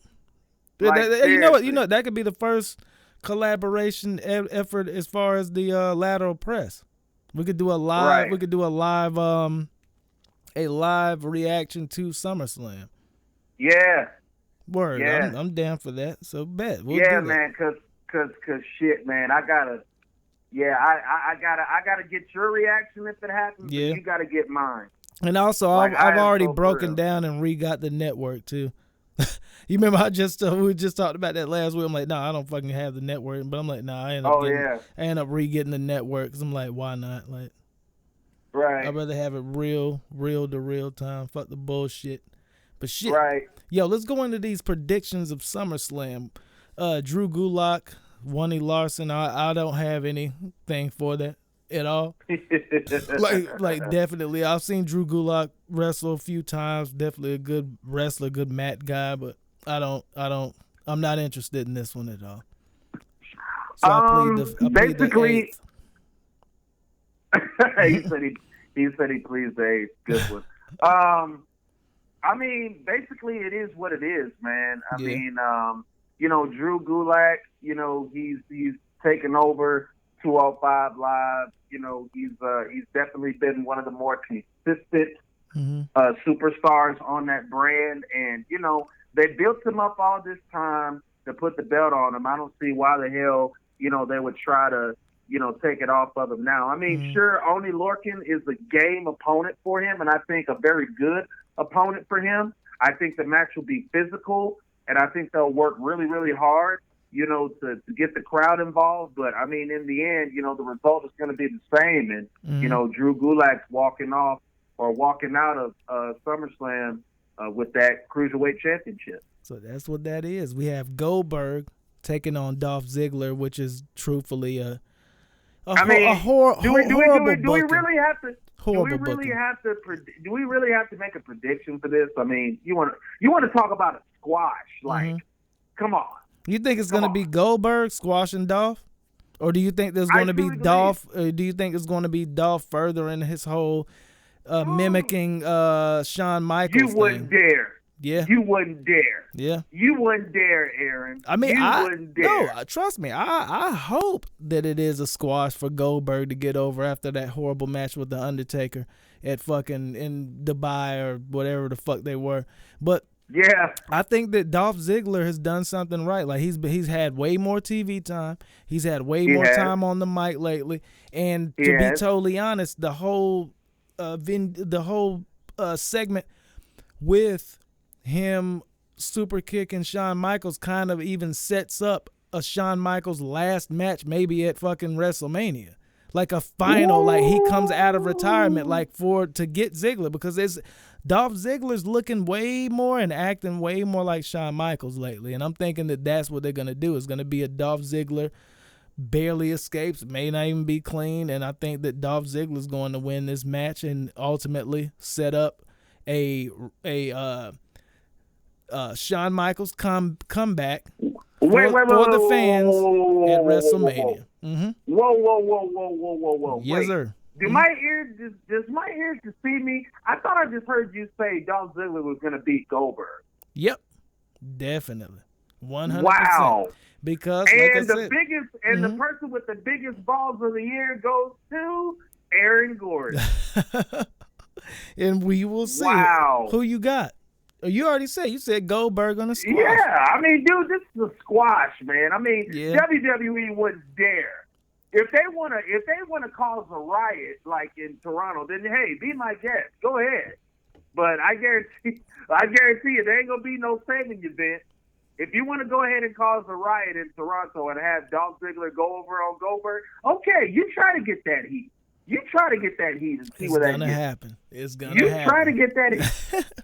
Trish Stratus, Charlotte Flair, don't care about the match. However, man, it could be a good match as long as Trish Stratus is like in good physical condition. Because like I said, she's like she's a bit older than us. You know what I'm saying? I think she's like 40 something or something like that. But She's always been athletic. She's always been good to sell in ring, and she's always good looking. So, but my thing is gonna be a good looking match. Let me tell you something, man. Okay, to quote the great Roy Jones Jr. Y'all must have forgot, man. Mm-hmm. This is the 7th time WWE Women's Champion. Okay, this is the woman that is solely responsible, I believe. Charlotte's already dropped that. Charlotte's like 8 or 9 times, ain't she? I know that, but this is what I'm saying. This is at least one of the women. Yep. In WWE's decade that was responsible for professional wrestling even taking women seriously in the business. Okay. Yeah, definitely. And let's not forget about the classic matchup, especially in her glory days, that Trish Stratus had. Okay, this chick took a fucking power bomb from damn Bubba Ray Dudley. Okay, yeah. Do you know how many? Do you know how? Do you know? Do you know how much guts it takes to take a power bomb from Bubba Ray Dudley? I guarantee you, none of the women on the roster today are signing up for that segment. I guarantee you, none of them are, except if your name is Sasha Banks. Yeah. Okay. I would say Sasha is an exception, but the rest of those broads, they're not signing up for that. But Trish was one of the first people that stepped up and said, "You know what? I can take it. Give it to me. Let's do it." Okay. So let's not, kid ourselves here, fans. Now, in all due respect to Charlotte Flair, Charlotte has made a whole bunch of history in a short amount of time, and I'll dare say she's a walking, living legend right now. Definitely. In the WWE. She's had 9 freaking reigns. I got you. She's solely, I would even say Charlotte Flair is the catalyst for the new generation of WWE female performers. Easy. But I am not going to discredit the fact that Trish Stratus, in her home country of Toronto, Canada, is going to come out here and stink up the joint. I am not about to think they'll give her a good match. They'll give her a good match. She may not necessarily win it, but that's what I was going to say. Yeah, that's what I was going to say. Now, I don't necessarily think Trish is going to win this match, nor should she. I mean, she's a fucking part-timer. She ain't got nothing to gain from this. Yeah, exactly. But what I am saying is that she's going to make Charlotte, at least, in a performance perspective, she's going to make Charlotte earn every bit of this win. She's going to make her. She's going to make Charlotte legendary. It's one of those matches to where like someone that's already looked at as the best. You know what I'm saying? Almost like, okay, shit. Jay-Z's who he is now, but then he'll pick the absolute future of rap and do a song with him, and that, you know what I'm saying, that kind of gives a stamp of approval that you're the next one. The passing of the torch, so to speak. Yeah. Charlotte's gonna get a big rub. Charlotte's gonna get a big rub. Probably even a bigger rub than when Andrade be rubbing that ass, but it's gonna be a big rub from Trish. But yeah, I mean, and I believe, Charlotte will beat her clean with her figure 8. It's gonna be I think, you know what I would love to see happen? I would love to see, towards the end of the match, just when Trish is going for Stratusfaction, I would love to see Charlotte reverse that into the figure 8 and have Trish do like what I call the gutsy spot, where like she's flailing and the ref is like, "Do you want to give it up, Trish? Do you want to give it up?" Yeah. And Trish is flailing and flailing and flailing until after a while she's just got no choice. Just knocked out. You there? Right. Yeah. Until she has no choice but to tap out. I hope they do the gutsy spot when she's in the figure 8. Like, don't have her tap out immediately.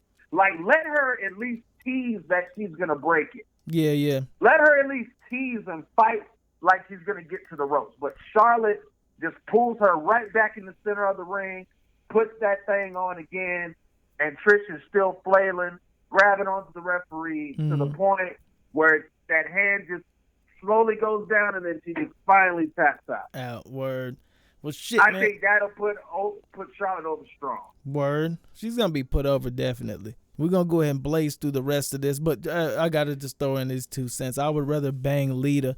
But we have AJ Styles versus Ricochet. We're just going to do it like, boom, name by name, how. Like, how, name by name. I go first on this one. All right. I think Ricochet will go over on this because AJ has a lot of steam with the OC as far as just being the leader of the OC to where he doesn't need a belt and they can establish them as maybe a new Shield. Not a new Shield, but like kind of reintroduce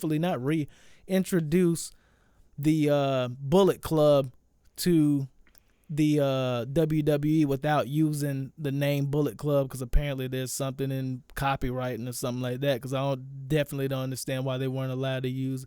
I get it because this New Japan Pro Wrestling still exists, but Ricochet's going to go over on this one, get the belt back, and truthfully start his legacy, I think.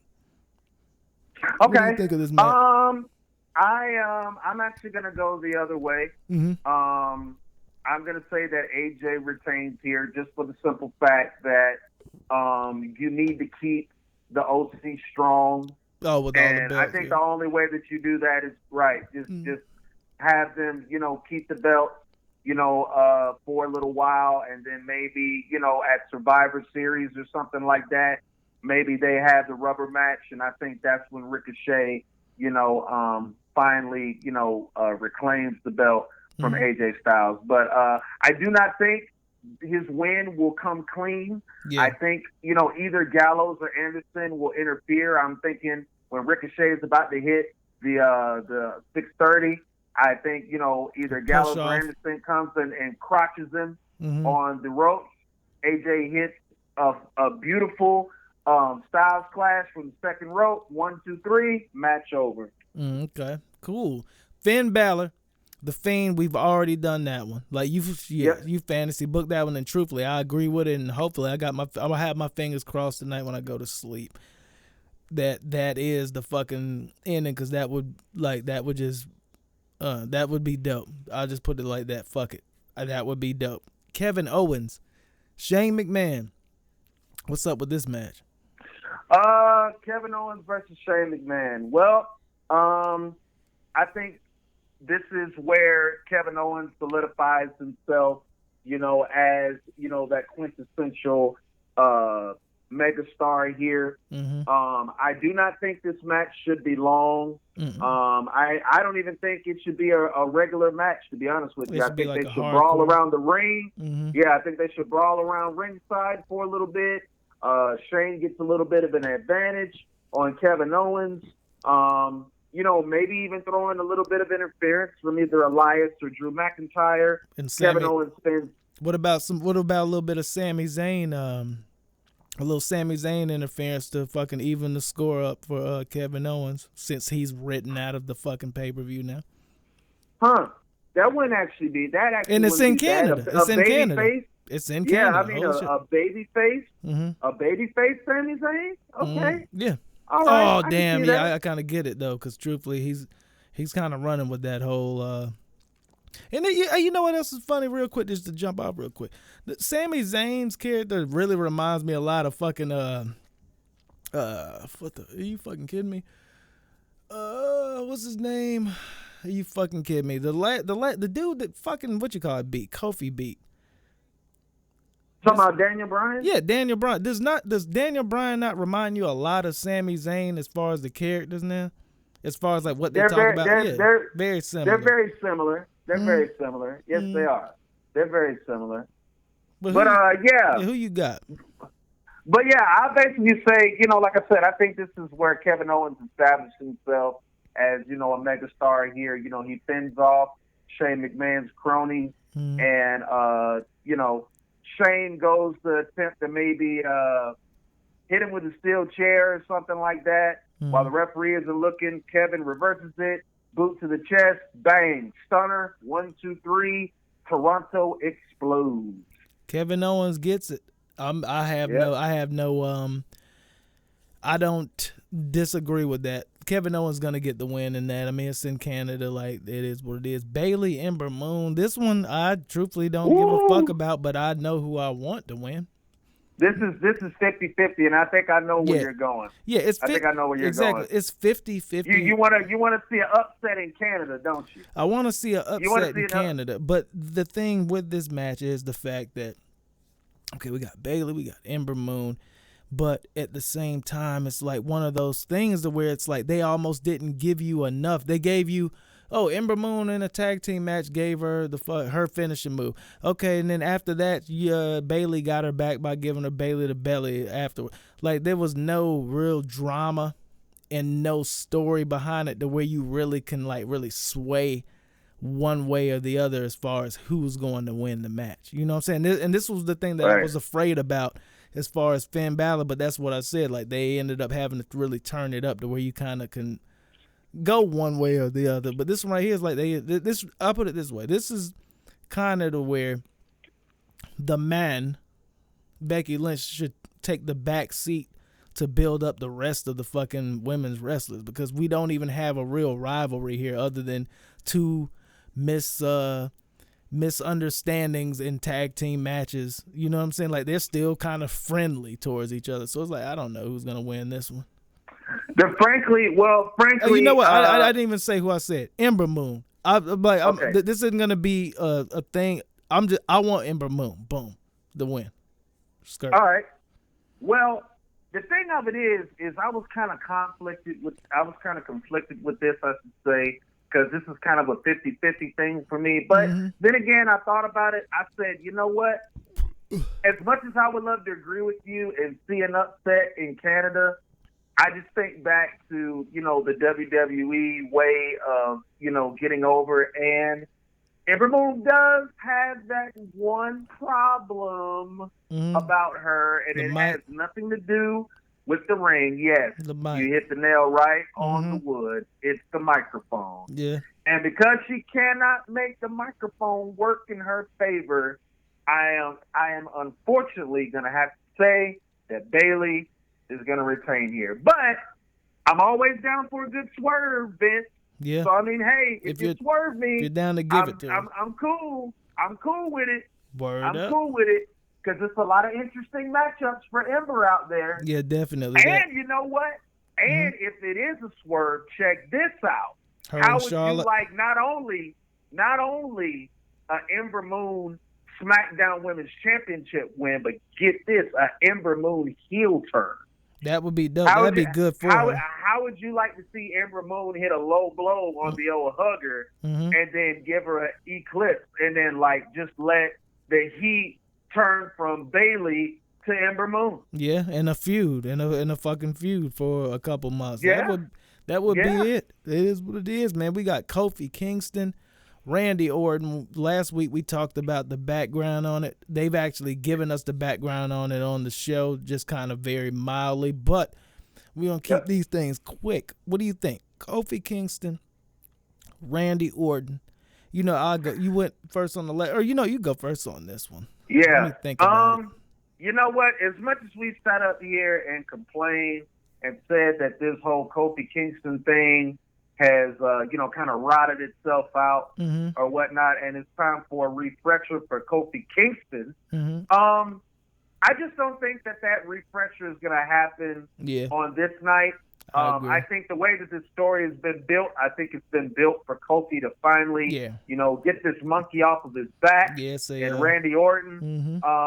I think it'll be a dramatic match. I don't expect it to be like a 5-star classic, but I think it'll be very dramatic. He's going to get slapped in the face. Kofi's going to get slapped in the face. They may even pull the spit on card or some shit like that. I don't think they will in here because it's not WCW or ECW. I think he's going to get demeaned, definitely.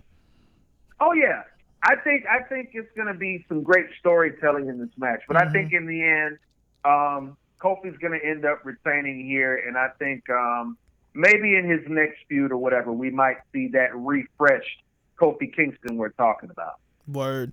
You know what? I'm going to agree with that one, and truthfully, to be totally honest, Kofi Kingston would be a good angle to have the Fiend go at, to be totally honest, because he's such a positive dude, And that could be a post. I like that. Yeah, a post, and that would get him over like a motherfucker in the time to where Finn is off.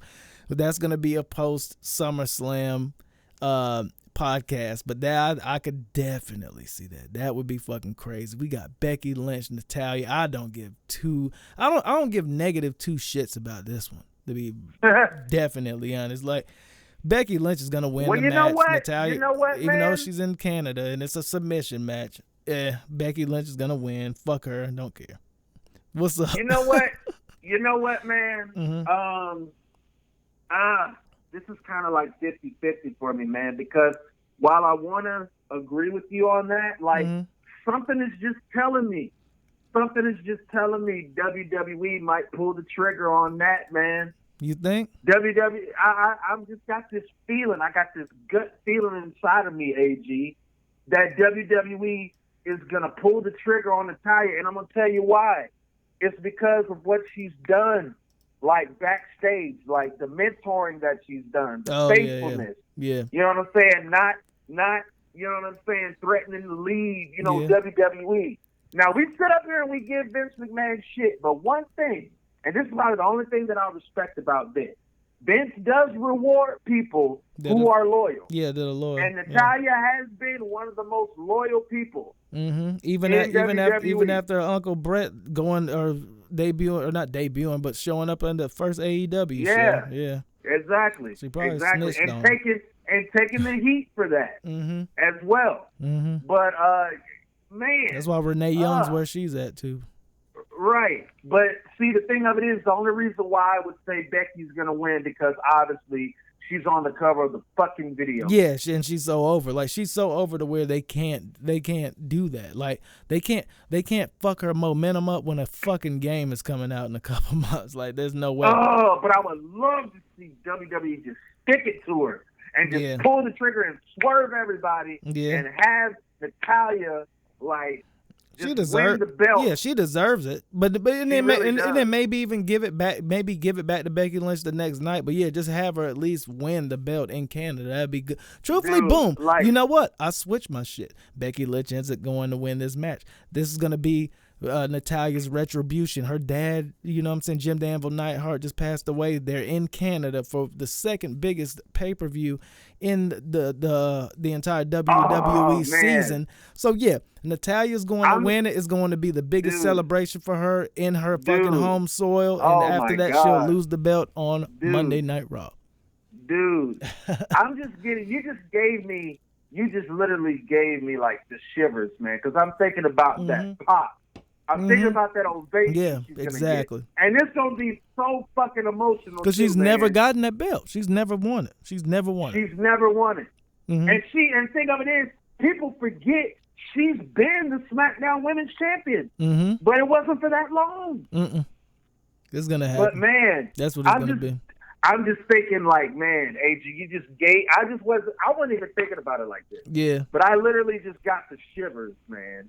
Like, just thinking about that ovation, and it's like the emotion that's gonna come out from Natty. Mm-hmm. Like, doing it for her daddy, man. Mm-hmm. Doing it for her daddy, and knowing. And think about this, ladies and gentlemen. The wrestling mastermind is kicking in now. I bet y'all didn't know this. I'm about to give y'all some Mr. Wrestling Mastermind nuggets. Did you all know that when it comes to SummerSlam, the Hart family has basically been the family of SummerSlam? Oh, yeah. They're the first family of SummerSlam. And I'm going to tell you why. And this is going to blow your fucking mind right here, AG. So listen up. Mm-hmm. So, okay. So you talked about Uncle Bret Hart. Okay.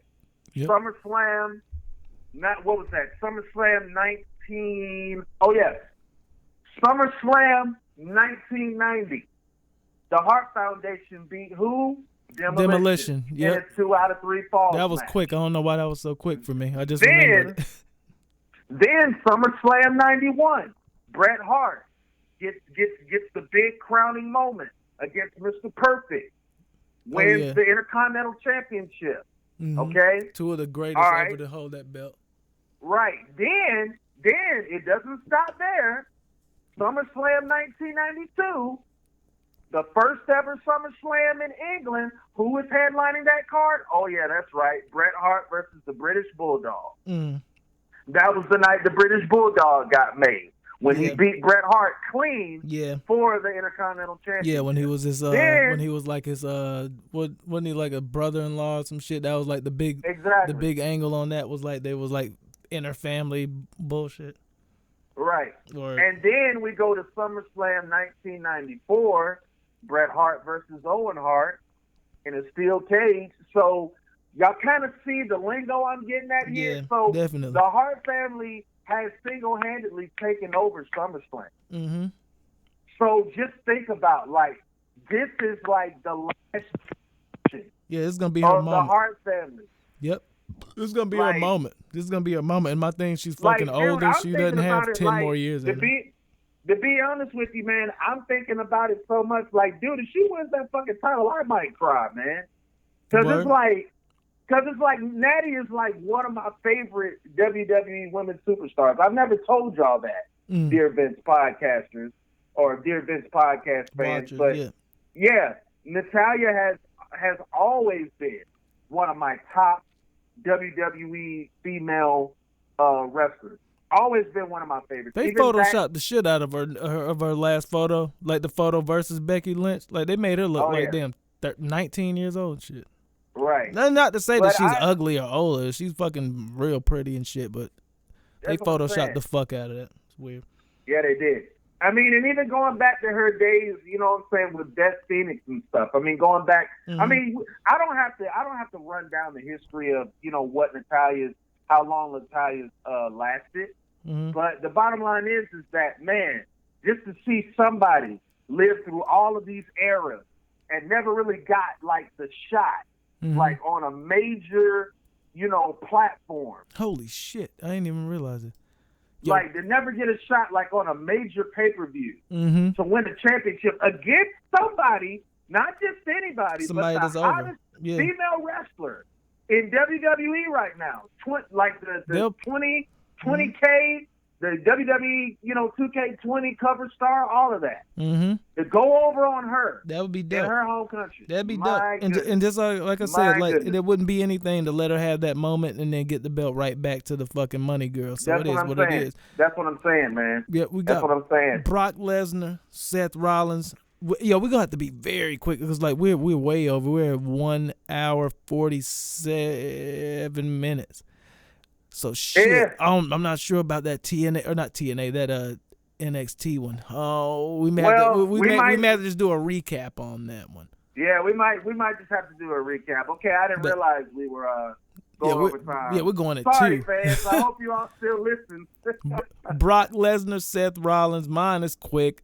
Brock Lesnar has to win this fucking match. If they put over Seth Rollins over Brock, like, it's almost to where it's like Brock can never come back from it because, as I said earlier, it's a 100% Brock versus a 22% fucking Seth Rollins. Horrible matchmaking, horrible main event. This should not be the main event. The main event should truthfully be not this match. Like, not this match. Mayor should even made Becky Lynch Natalya the fucking main event. Or Kofi Randy Orton the main event. Brock Lesnar, Seth Rollins, this angle, the way they've treated this entire fucking thing, this should not be the main event. Fuck y'all. Y'all fucked up WWE Universe. Y'all doing a lot right, but not this one. Bad main event. Yeah, I'm gonna go ahead. Yeah, I'm gonna go ahead and say, Brock retains the belt here. You know, because I mean, it's really gonna piss me off, especially if Seth continues to sell, you know, these rib injuries. Like, that's just going to make Brock look fucking weak. Yeah. Like, the fact that he couldn't beat a man that was, like, half the condition that he was. And half his size, almost. Like, what the fuck? Yeah. I mean, but I wasn't even really thinking about the size. It's just the fact that the guy is not fully 100%. And you're telling me all of a sudden he's going to muster up some courage and is going to be able to stand toe-to-toe with a fully healthy beast incarnate like Brock Lesnar? Like, come on. Yep, we're not that dumb. No, Vince does think we're dumb.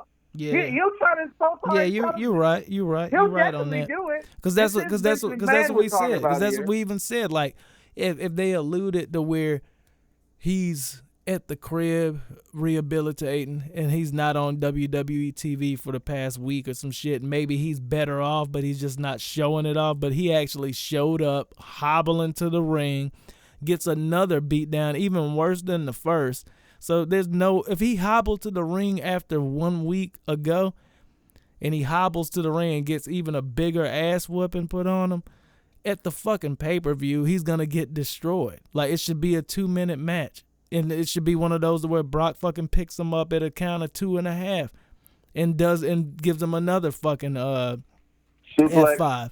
Yeah, suplex, F5, like whatever. Like, just pound him more. Like, it should be just a mauling for Brock Lesnar to win.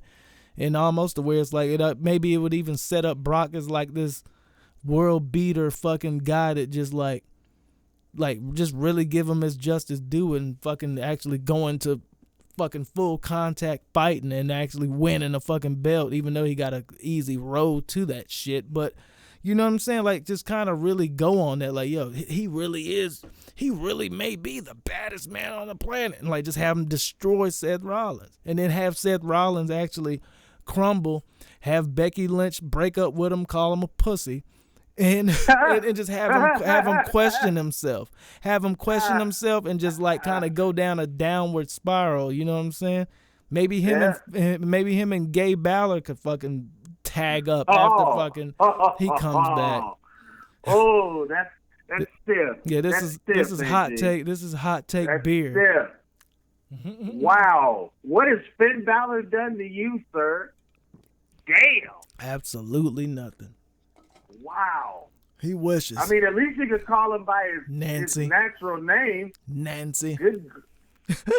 I mean, all he said was just Balor clubs for everybody. Everyone. I mean, yeah. I mean, that's cool, but my thing though, like, I followed him on Instagram for a while, and then it got to where I just like, I'm good on this shit because this shit popping up way too much, and it's like he's too far. Like, you're not seeing just regular ass posts. Like, everything he does is like.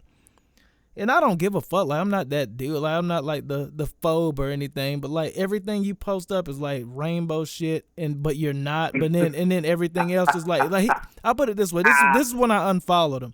A fan made a fan art of Seth Rollins inside of a fish tank, like a big ass fish tank. Like, you know what I'm saying? Like the Atlanta whatever. You know what I'm saying? Yeah, the Georgia Aquarium and shit. And Finn Balor was on the outside, and he had his hand against the tank. And then Seth Rollins was on the inside as like a mermaid and had his hand against the tank. And he reposted it. He reposted that a fan made. And I'm like, man, you're so bitch. You're so bitch. So fuck off. I ain't got no, like, fuck you. I unfollowed him on Twitter. I unfollowed him on Instagram. When he comes on TV, I'm definitely excited to see him because he's one of my favorite wrestlers. But as far as this agenda, I'm not. You don't get my signature in this petition. Y'all can fuck off. Stephanie McMahon, you hot as hell. Truthfully, it would be an honor, but fuck you.